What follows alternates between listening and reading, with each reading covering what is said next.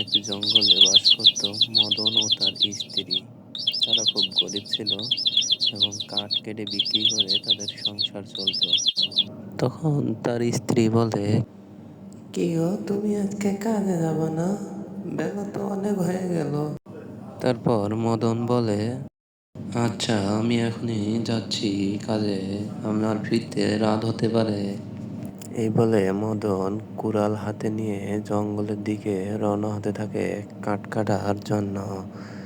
যেতে যেতে সে একটা কলসের দেখা পায় এবং কুড়াল রেখে কাছে যেয়ে দেখে কলসের ভিতরে কি আছে, এবং কাছে যেয়ে যখন দেখে কলসের ভিতরে অনেকগুলো সোনার মোহর, তখন সে খুশিতে আত্মহারা হয়ে উপরে লাফাতে থাকে এবং সে মনে মনে ভাবে আজকে থেকে তাদের কষ্টের জীবন শেষ হয়ে যাবে আর তাদের কষ্ট করতে হবে না।